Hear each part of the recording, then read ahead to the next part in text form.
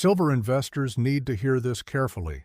What's happening right now is not random, it's not noise, and it's not just another normal pause before the next rally. Silver is entering a phase that historically punishes emotional traders and rewards only those who understand macro pressure. If you're serious about protecting your capital and positioning correctly for what comes next, stay with me for the next few minutes. And if you value calm, data-driven breakdowns without hype, make sure you're subscribed. This channel is built for disciplined investors, not gamblers.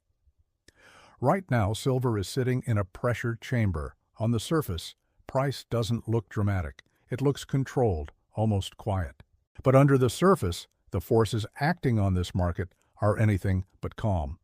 The US dollar is trying to stabilize. Bond yields are staying elevated. Rate cut expectations keep getting pushed around. Liquidity conditions are tight, and when you combine those elements, you don't get a peaceful sideways market. You get compression, and compression in silver rarely stays quiet for long. Let's step back for a moment. Silver is not just a shiny metal. It's a macro-sensitive asset. It reacts to interest rates. It reacts to the dollar. It reacts to liquidity.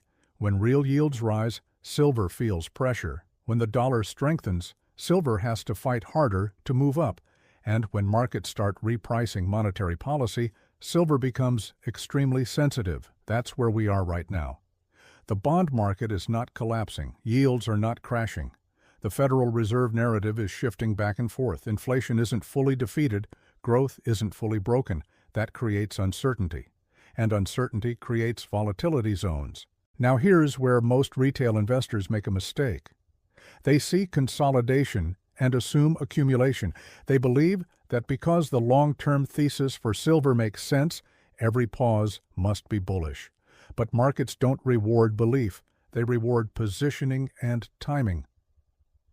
Sometimes consolidation is preparation for a breakout. Sometimes it's preparation for a shakeout, and sometimes it's both. This current structure has all the characteristics of what professionals call a two-sided risk environment. That means the next move can be sharp in either direction, and it can happen fast. That's what makes this phase dangerous, not because silver is weak, not because it's doomed, but because it's sensitive. Sensitive markets overreact. If the dollar pushes higher unexpectedly, silver could flush quickly. If real yields spike even modestly, silver can drop hard before most investors understand what happened. On the other hand, if yields roll over and the dollar weakens, silver could break out violently and leave late buyers chasing. This is not a comfortable zone. It's a trigger zone. And when you're inside a trigger zone, discipline matters more than confidence. By the way, if you appreciate this type of clear macro breakdown, take a second and hit the like button. It tells the algorithm this content matters and helps more serious investors find it. Now let's go deeper. There's another layer to this story that most people ignore: positioning. Markets move in ways that hurt the majority. If too many traders are leaning bullish too early, the market often pulls back first. If too many are short, it squeezes higher. Silver has a history of punishing overcrowded trades. It loves to fake breakouts. It loves to shake out weak hands. And right now, leverage in parts of the metals market is not small. That adds fuel, because when a move starts in a leveraged environment, it accelerates. Stops get triggered, shorts get squeezed, longs get liquidated. Momentum traders jump in late. That's how you get those wide, aggressive candles that surprise everyone. Let me ask you something. If silver drops $2 in a week, would you panic?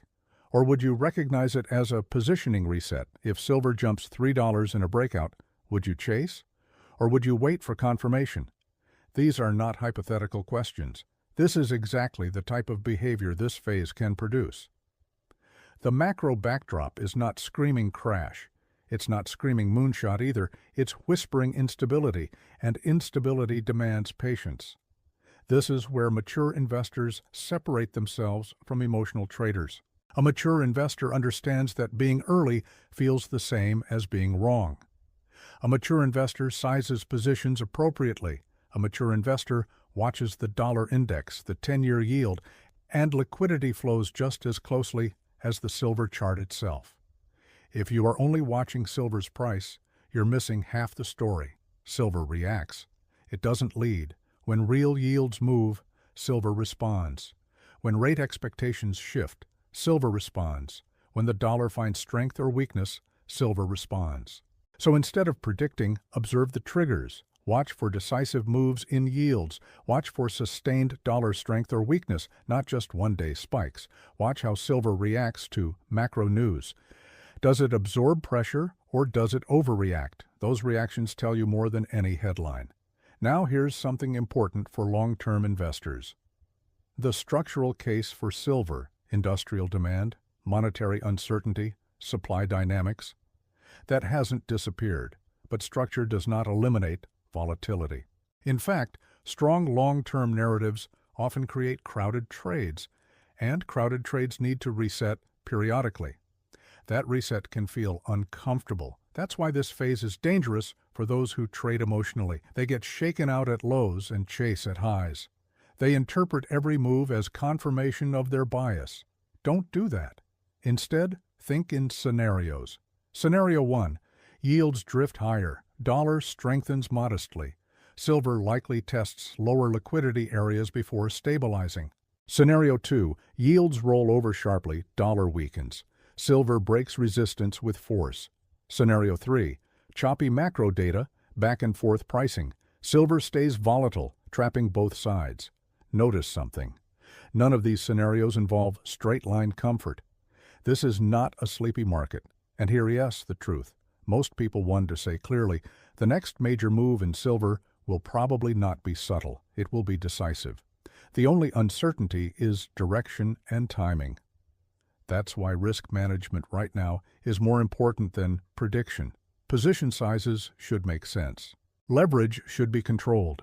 Entries should be planned, not emotional. If you've watched this far, comment below with one word: discipline.